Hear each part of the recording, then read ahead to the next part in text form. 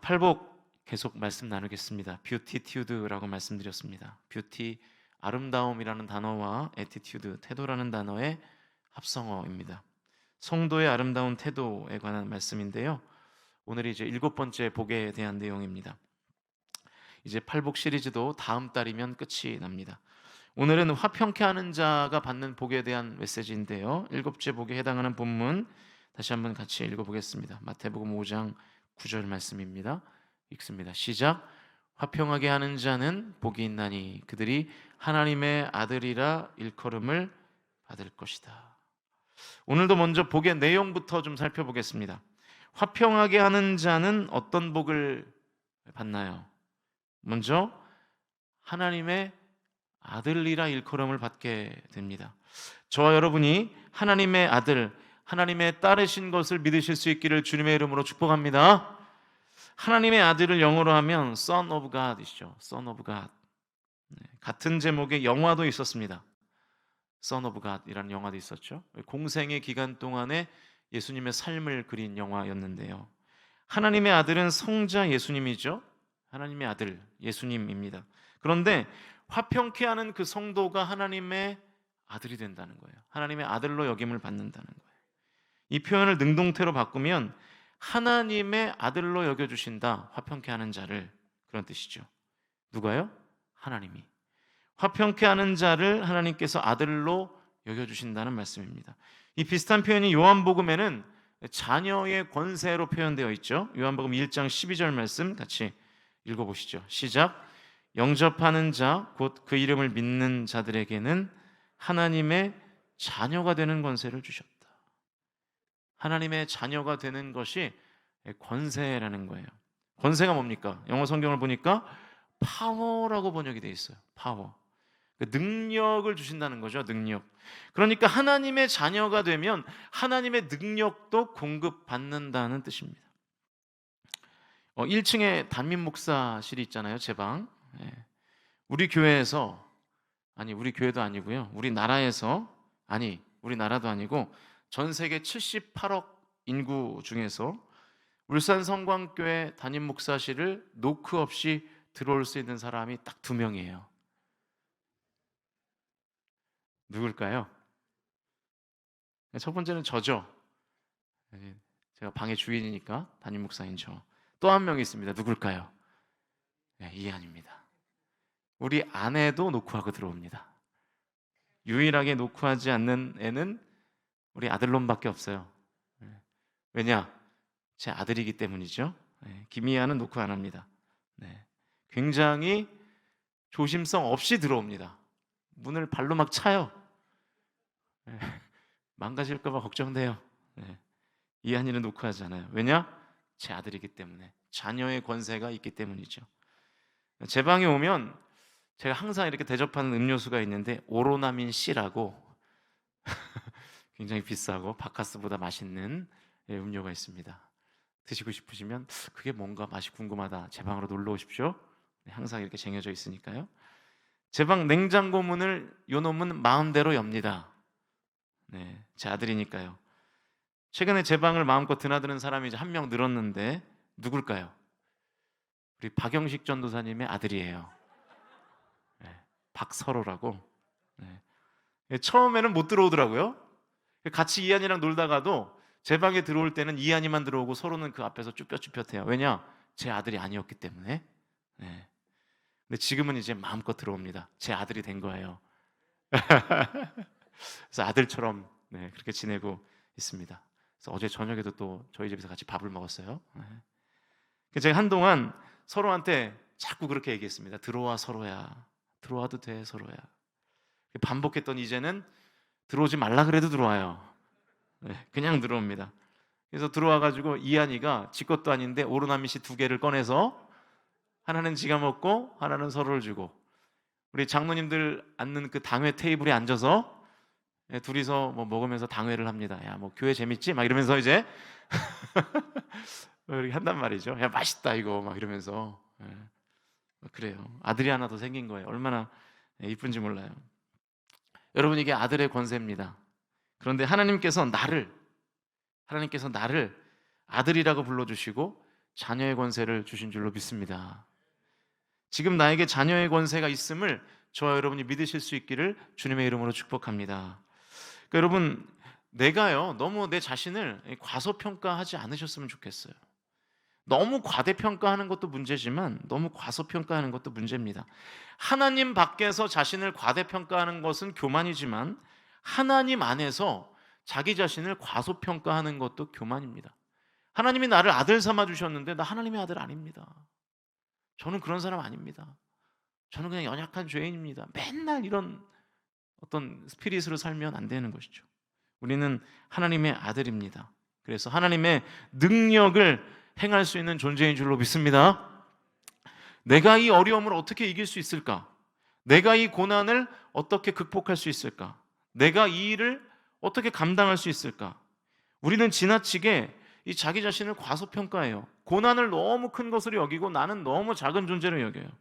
두려움에 빠지고 주눅 들고, 그래서 아예 그 고난을 이겨보려고 하는, 그 고난을 부셔뜨려 보려고 하는 도전 자체를 하지 않는 것입니다. 자꾸만 도망만 가요. 무언가 어려움이 있으면 도망가고 숨어버리고. 하나님의 아들인데 그 아들의 정체성이 없는 거예요.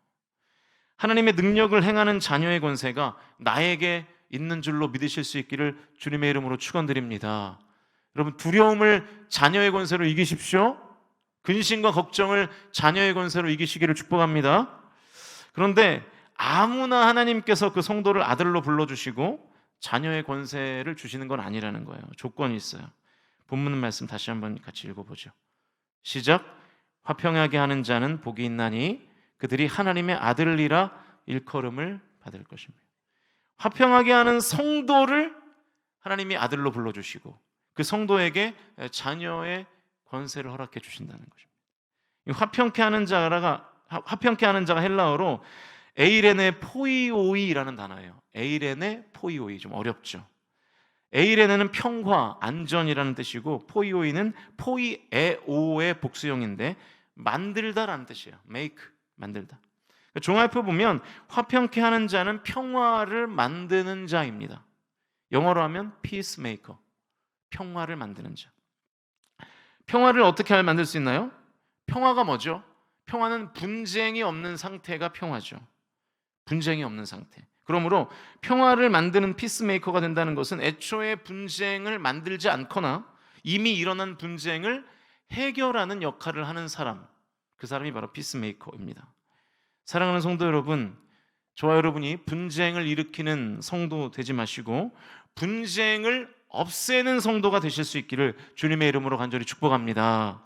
그 성도를 하나님은 자녀로 부르셔서 자녀의 권세를 주신다는 거예요. 일부의 어떤 선교단체들은 복음을 전한다는 미명 아래 선교지에 나가서 불화를 심고 옵니다. 분쟁을 심고 와요. 현지 선교사님들이 10년, 20년 열심히 공인을 들여서 만들어 오는 그 화평을 그 선교단체들이 잠깐 들어가서 다 깨버리는 거예요. 단기 선교팀이 들어와서 너희들 다 죄인이다. 너희들은 다 우상 숭배자다. 그러면서 그 마을들을 쑥대밭으로 만들어 놓고 1, 2주 있다가 나가버리는 거예요. 그러면 그 현지에 적응하면서 10년, 20년 그들과 관계를 쌓아왔던 그 신뢰관계들이 다 깨지게 되는 것입니다. 선교사들이 쫓겨나는 일들이 얼마나 많은지 몰라요.